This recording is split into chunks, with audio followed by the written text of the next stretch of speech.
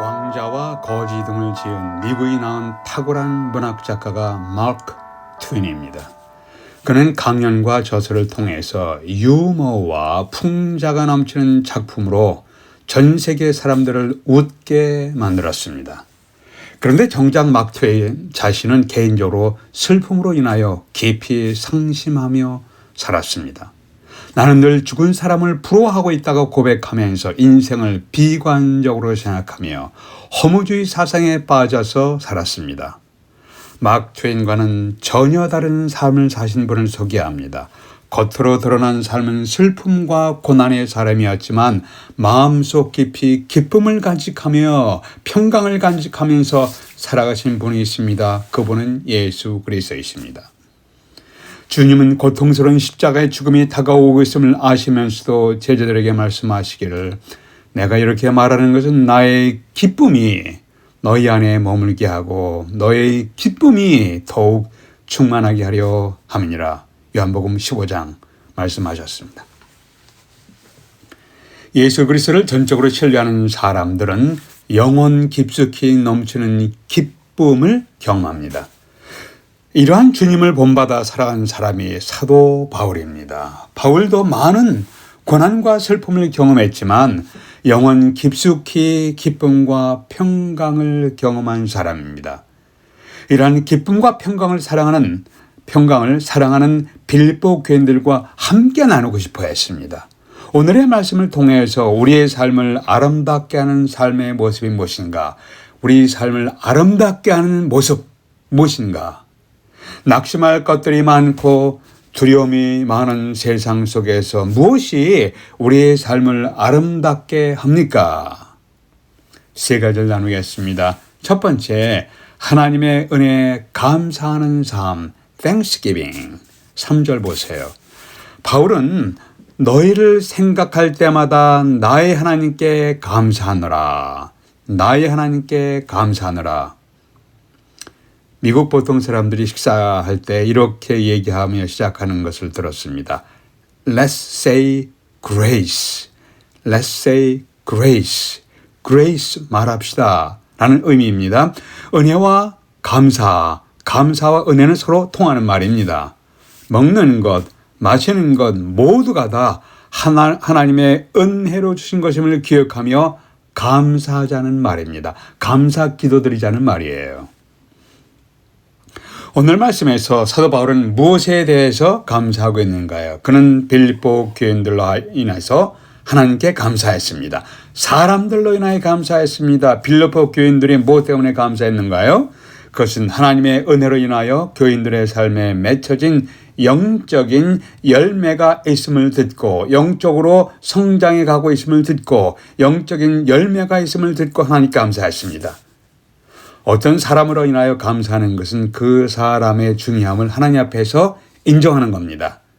나 자신에게 베푸신 하나님의 은혜에 감사하며 동시에 다른 사람, 다른 믿음의 형제 자매들에게 베푸신 주님의 은혜에 감사하고 있는가? 죄송합니다.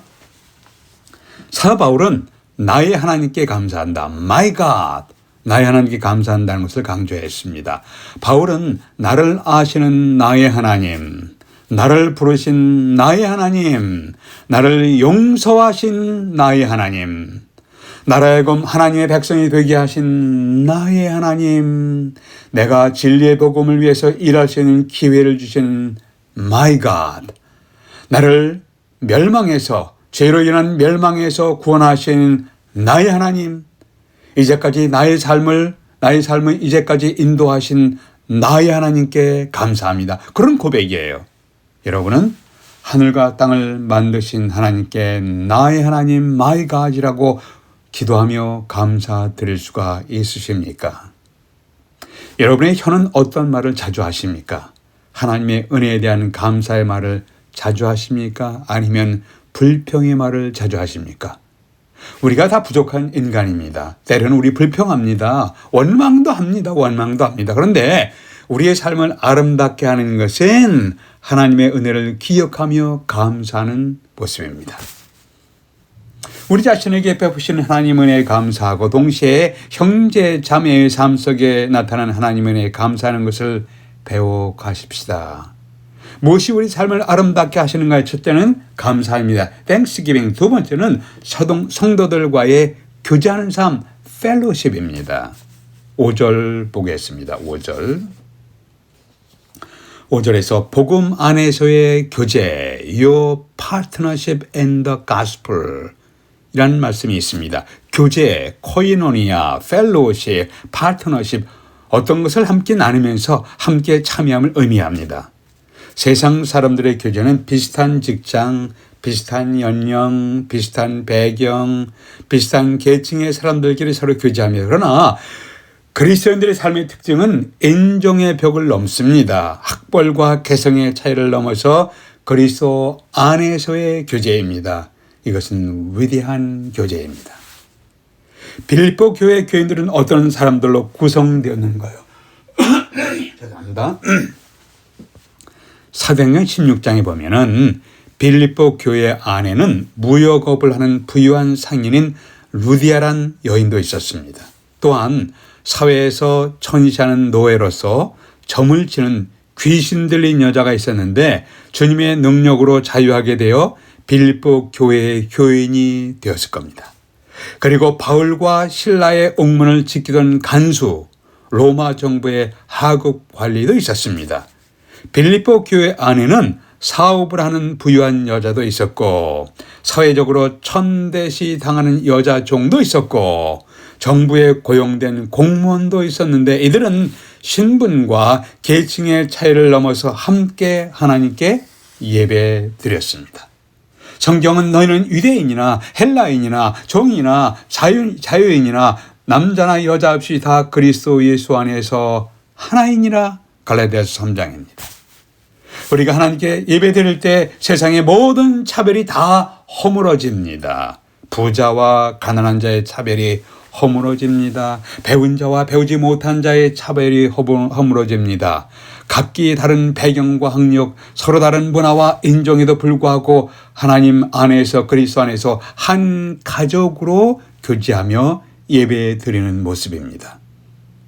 함께 성경 말씀을 공부합니다. 함께 기도합니다. 함께 마음을 나눕니다. 함께 고통스러운 일과 기쁜 일을 함께 나누는 교제의 모습을 여러분 생상해 보십시오. 이것은 참 영광스러운 교제입니다. Glorious Fellowship입니다. 여러분은 이런 교제를 함께 나눈 경험이 있으십니까? 한 걸음 더 나아가서 빌립보 교회는 더욱 의미 있게 바울과 복음 안에서 교제했습니다. 어떻게 해요? 빌립보 교회는 사도 바울을 위해서 기도할 뿐 아니라 선교 헌금을 보냄으로써 바울의 복음 사역에 참여하는 동역자가 되었습니다. 빌립보서 4장 마지막 장에 14절 20절에 이런 표현이 자주 나와요. 또 이렇게 말씀합니다. 주고받는 내 일에 참여한 교회, partnership with me 이라는 표현이 나옵니다. 그리고 기도와 선교 헌금을 통해서 하나님의 복음 사역에 동참자가 된 빌립보 교인들, 이것을 바울은 복음 안에서의 펠로십, 교제라고 불렀습니다. 바울은 이 선교 헌금에 대해서 하나님 앞에서 향기로운 제물이다. 그리고 하나님을 기쁘시게 하는 것이다. 4장 18절에 이렇게 묘사했습니다. 5절에서 복음 안에서의 교제라고 했는데 무엇이 복음입니까?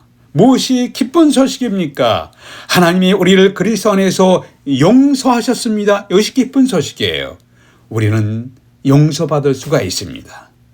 그리스도 안에서 용서의 소식, 그리스도 안에서 하나님 자신과 우리가 reconcile, 화해했던 소식, 우리는 하나님과 화해할 수가 있습니다. 우리의 범죄로, 우리의 거스름으로, 우리의 거역으로 하나님과 우리의 관계가 깨어졌습니다. 그러나 그리스도 안에서 하나님이 하나님 자신과 우리를 reconcile, 화해하게 하시는 기쁜 소식, 그것이 복음이에요.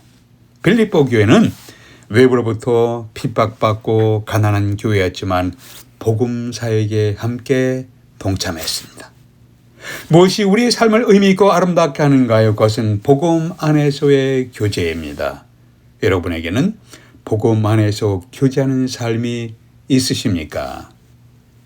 무엇이 우리의 삶을 아름답게 하는가의 첫 번째는 감사, 땡스기빙, 두 번째는 교제, 펠로우십, 세 번째는 하나님의 뜻을 확신하는 삶, confidence. 1장 6절을 보세요. 죄송합니다. 너희 속에 착한 일을 시작하시니가 그리스도 예수의 날까지 이루실 줄을 우리가 확신하느라. 확신한다. 바울은 자신과 빌립보 교인들의 삶 속에서 하나님이 일하시고 계심을 확신했습니다. 하나님은 어떤 착한 일을, 어떤 선한 일을 시작하셨는가요? 하나님은 바울을 통해서 빌립보 사람들이 예수 그리스도를 믿고 구원받게 하신 착한 일을 시작하셨습니다.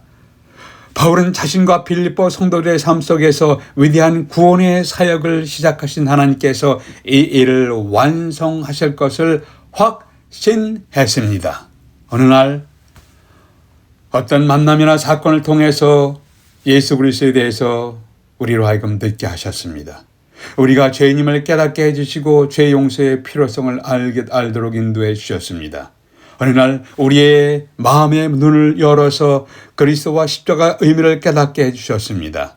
하나님은 우리 심령 안에 진리를 더 알고 싶어하는 갈급한 욕망, 그런 갈망을 불어넣으시는 일을 하셨습니다. 우리 마음에 좀 더 가치 있고 좀 더 의미 있게 살고자 하는 경건한 욕망을 갖도록 인도하셨습니다. 우리로 하여금 성경 말씀을 듣게 하시고 기도하도록 하셨습니다. 이 모든 일을 시작하신 분이 하나님이십니다. 에베소서 2장 10절에 이렇게 표현이 있습니다. 우리는 그리스도 안에 있어 형제자매들, 우리는 그의 만드신 바라, 이 만드신 바를 His workmanship이라고 묘사했습니다. 우리 인생은 하나님께서 만드시는 작품이에요. 하나님께서 우리의 거친 성격을 다듬으시고 우리 행동의 이 구석 저 구석을 손질하시며 우리로 하여금 하나님이 원하시는 작품이 되도록 한 발 한 발 인도하고 계십니다. 신앙 공동체와 우리의 교제는 우리로 하여금 하나님이 기뻐하시는 작품으로 만들어가는 하나님의 작품장이고 하나님의 작품으로 만들어가는 과정 속에 있습니다. 그 과정에서 우리는 때로는 고뇌합니다. 때로는 실망도 합니다. 때로는 절망하기도 합니다. 때로는 기뻐하기도 하고 때로는 깊은 심리적 침체 속에서 위로를 경험하기도 합니다. 우리 삶에 아픔이 있지만 우리를 빚어서 만들어 가시는 하나님의 계획이 있음을 바라보십시오. 우리에게 고통스러운 사건을 허용하시면서 우리를 깎으시고 다듬어 가시는 하나님의 손길이 있음을 기억하십시오. 현재 지금 당장은 깨달을 수 없을지라도 훗날에 이 모든 것들이 이미 우리 심령 안에서 선한 일을 시작하시는 분이 계속 행하시고 진행하시고 계시는 하나님의 위대한 작품 만들기 과정이라는 사실을 깨닫게 될 것입니다. 여러분과 저희의 무슨 표지가 있습니다. 공사 완성이 아니라 공사 중 under construction입니다. 무엇이 우리의 삶을 아름답게 합니까? 하나님의 은혜에 감사하는 삶의 모습입니다. 복음 안에서 교제하는 삶의 모습입니다. 그리고 자신을 향한 하나님의 뜻을 확신하면서 살아가는 삶의 모습입니다. 이러한 삶의 모습이 여러분에게 저에게 있는가 자문해 보십시다. 기도하시겠습니다. 아버지 하나님, 저희들은 때로는 불평합니다. 불만합니다. 두려워합니다. 이런 세상 속에서 하나님께 감사하는 것을 배우며 살아가게 도와주시옵소서. 저희 입술의 모든 말과 마음의 묵상이 하나님 앞에 연락되기를 소망합니다. 예수 그리스도의 이름으로 기도하옵나이다. 아멘.